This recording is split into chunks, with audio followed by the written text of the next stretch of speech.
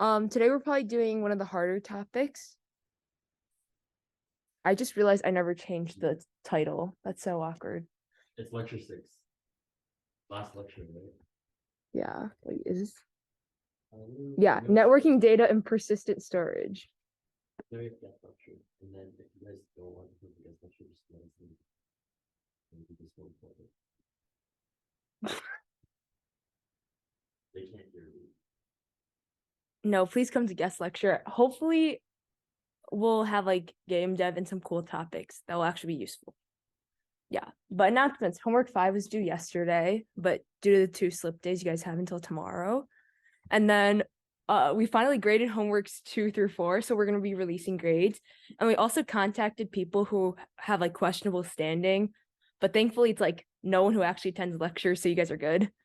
And then also, Deadline is tomorrow. yeah, but no one in this class, no one sitting here has questionable standing, so you guys are good. And then our hack challenge will also start soon. And basically our hack challenge is just like a 2-week, you can create whatever app you want and you work with a team of, like with Android, it'd be like 2 Android people in 1 team. And then you're also going to work with design and backend. So like try to come up with some ideas since during kickoff, there will be like a Google form where you guys will fill out your app ideas. Okay, so today we're going to be talking about data first. And essentially, the first thing is like bundles. You guys have already seen it in the put extra and get extra, but it's a mapping of a key, which is a string to various values. And it's typically used to pass data between activities or fragments. However, there's like a limiting factor and it's only able to transfer data to parts of the app. So it doesn't allow data to be universal. So if you want like data to be accessed through all of your screens, then using bundles is very inefficient because then you're going to have like put extra and get extra with every single screen. So instead, there's something called singletons, and it's a data structure paradigm where a single class is only instantiated once, which is why it's called like singletons, and it holds the data across the app in one place. So it's basically like a globalized like storage for all of your data. And it's generally frowned upon in complex apps, but it's still very widespread in industry. And basically what happens is you have a bunch of clients, which can be your like different screens or activities, and you have like one instance of all of the data. And that's kind of like shown in the picture. And basically with a singleton class, there are some rules.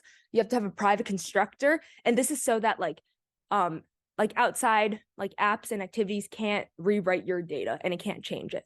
And then there's also globally accessible object reference. This allows all of your screens to access like the data and makes it globalized. And it's also consistency across multiple threads. This is so that like on different threads, you won't be accessing different data. And this isn't too important within like the scope of the course, but it's just something good to keep in mind. And in Kotlin, there's actually something called object. An object is a type of class that only has one instance. So it automatically satisfies like all the singleton criterias. So if you use like the keyword object, then you know you're already creating a singleton class. And then we're also going to go over persistent storage. So basically persistent storage is storage of data that will last. So even if you like exit out of the app and you want to restart it, you're still going to have that like saved state. So it's kind of used in like maybe a user wants like favorite like different eateries within Eatery, then that would need persistent storage because when you open the new app, you want to have those same like favorite eateries, right? You don't want those to delete and you have to favorite eateries all over every single time. And Android actually provides a lot of methods for it. And within this class, we're going to use something called shared preferences. So basically, shared preference is a framework that saves the persistent data in key value pairs. And it can store user data like settings, favorites, etc., without requiring storage permission. So this is very powerful because if you ask for storage permission, if the user rejects it, then you would have to like handle a lot of different cases. But since it doesn't require the storage permission, then within every user, you know that you're able to save their data. And it works for any primitive data type. And this is kind of just like how I guess you could visualize it. It just looks like a table and you have the key value pairs. Just to go over some syntax, everything is like went into more detail in the textbook.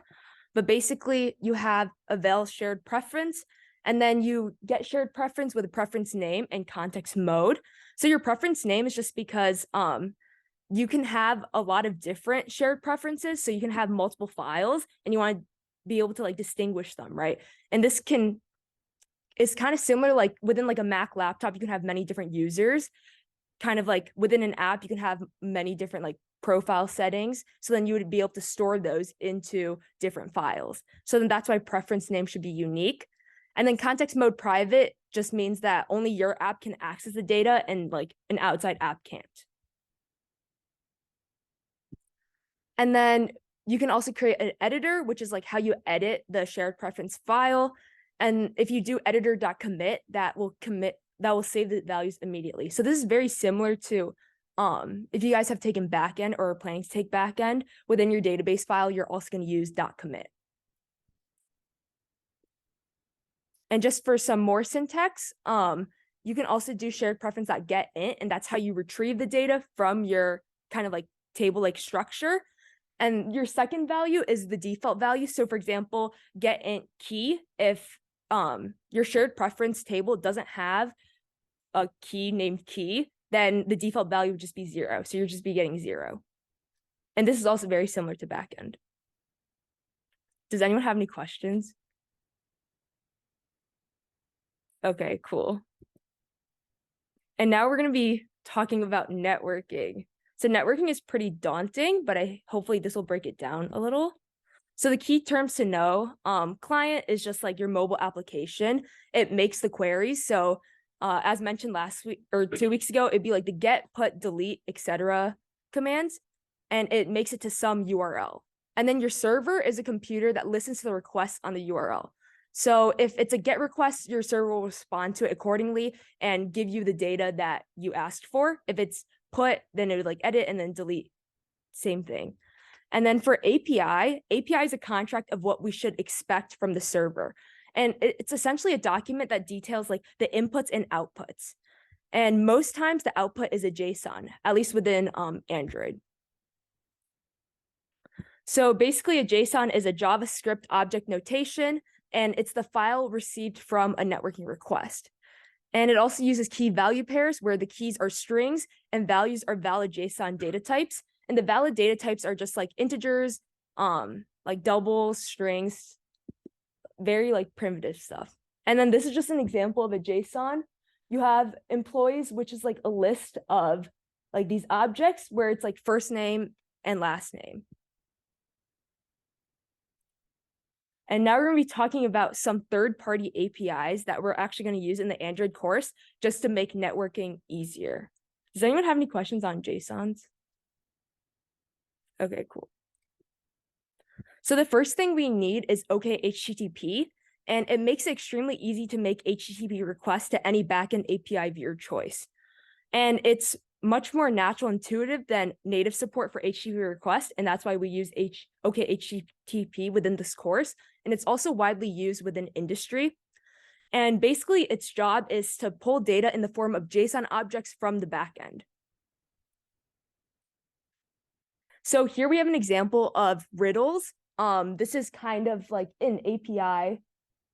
It shows you like what you need. So there's like header and then the URL that you use. And then this is how we would actually conduct the request. So we would use a request builder. The URL is just the URL given in our API like spec. And then the get specifies that it is a get request. And then you also have .add header. And basically within our like API, you see that the header requires an X API key. And this is just like a lot of public APIs will require a key so that not everyone's accessing it and it's like more secured. So you can use .add header and just like follow the format that your API spec would give you. And then after you specify the request, then you would just launch the request. And basically you would have like 2 different options. So if the request fails, you would do something. If the request is successful, then you also want to do something with the body, right? And the methods of the callback interface will automatically be called once the request fails or succeeds. So that was just basically the overview of how you get from your backend to a JSON object. But now we want to figure out how to actually use a JSON object. And this is where this third-party API Moshi comes into play. So basically, Moshi allows for the interpretation of JSON objects to Kotlin objects. And developers design their own data classes, and Moshi interprets a JSON into objects of that class. So it's very crucial to look at the textbook for like the specific dependencies, but I will just go over like the overall concepts. So following like the same, I guess, example using riddles, here using OKHTTP, we've already retrieved a JSON object, right? So here's a JSON object. The title would just be like impossible questions. We have a question. We also have an answer. So we already pulled the JSON objects from the backend, and each riddle includes like the 3 strings.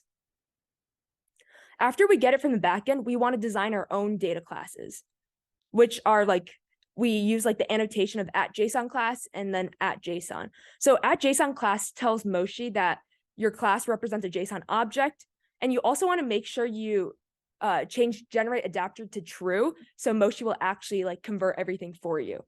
And then @JSON just tells you which JSON field each class field maps to. So for example, here we can see that we have like our 3 string parameters, like title, question, answer. When we use our @JSON class in our data class, we also want to indicate the title, the question, and also the answer. And make sure that the string in the name argument matches the key in the JSON file exactly. Because even if like it's spelled wrong or there's a small typo, Moshi won't be able to like convert it for you, because it like checks to make sure that every parameter is matched. So that's like a big bug that sometimes happens, and it actually occurred in Eatery like just last week. That's what it was? It wasn't a typo, but the types didn't match exactly because the backend changed it. And then finally, you want to make an adapter. So Moshi kind of aids with that, but you still need to just like specify an adapter file. And this is just like the overall syntax for it. Yeah, does anyone have any questions about OKHTTP or Moshi? I think it makes more sense once you actually like apply it within an app. But the overall idea is that OKHTTP works first, just pulling the JSON objects from the backend, and then Moshi works to change those JSON objects to Kotlin objects that can actually use throughout the app. If there are any questions, I'll actually show you guys how Eatery works right now, because Eatery kind of follows this Moshi format. But instead of OKHTTP, I think Eatery actually uses like retrofit, which is, yeah, just like a different type. Yeah. So basically, this is what the Eatery backend looks right now. So as you can see, for each Eatery, it sends you like an ID, a name, menu summary, which is just Cornell Eatery, then an image, URL, location, all of these things. And then it also has like a list of events. So like ID, Eatery, event description, start, end, menu. So if I go over to Android Studios, these are all of our JSON classes. Can I make it large? Oh. Yeah, but these are all of our JSON classes. And whenever they update the backend, we actually need to match these JSON classes precisely. So we also have like ID, username. Oh, this is user. Hold on, let's go to Eatery. We have the ID, name, menu summary, image, URL, location. And then this question mark just means that they can be nullable. The lights just turn off. Oh, okay. Yeah. So as you can see, like these match, but something else is that in our data class, we also have these extra parameters like wait times and alerts, which is not found in the backend. And the only reason why this like Moshi still works, even though we have extra parameters, is because since we made it nullable, it's just like going to perceive it as null. So if the backend doesn't provide us these things, then we're just going to take it as null, and like it doesn't really matter. And then within these data classes, we're also able to create these functions that use kind of these parameters. Also, something else to note is that this name has to match the backend precisely, but your variable name that you create yourself doesn't have to match. So it's typically good, I guess like standard to match it, but sometimes like when the backend changed it and I got a little lazy, I didn't match some of them. So like start timestamp, I didn't match it. I just put start time. It's also good to note that backend generally uses snake case when they write their variables. So that means like using the underscores between separate words.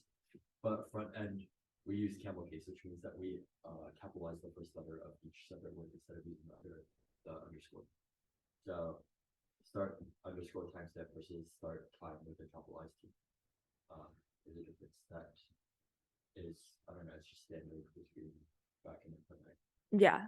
Yes. Does generate adapter like actually create a separate class? Yeah, so I can actually show you. So here is our Moshi adapter. And this is like the adapter that we actually customize. And the reason why we customize this adapter is because when you look at the back end, like this start and end time is like nasty, right? Like this is really difficult to use. And sometimes we don't even know precisely what it means. Like we spent a long time trying to figure out what the Z actually stands for. So within our Moshi adapter, we actually specify it. So within our Moshi adapter, we're able to specify kind of a pattern and it automatically parses it for us. So the backend sends us this like nasty string. This Moshi adapter parses it into a local date time object. And then our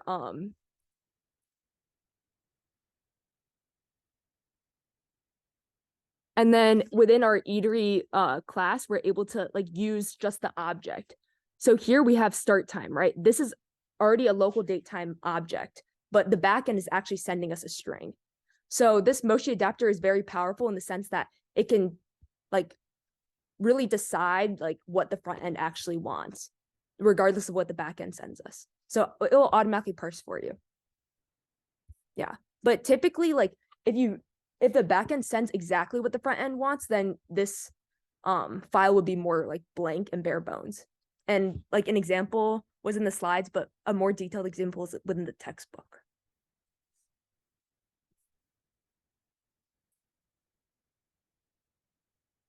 Yeah. So this pattern was actually what caused our bug because our old backend sent a different pattern. And fun fact, ChatGPT will actually generate a pattern for you if you just put this nasty string in. But yeah, this is kind of how it works for all of our models. And then we're able to just like use these variables. So instead of, I can just do eatery.name instead of like needing to have like an advanced function. And also these functions right below, like within the data class, you can also call. So you can do like eatery.get walk time, and you would be able to find the walk time to a eatery.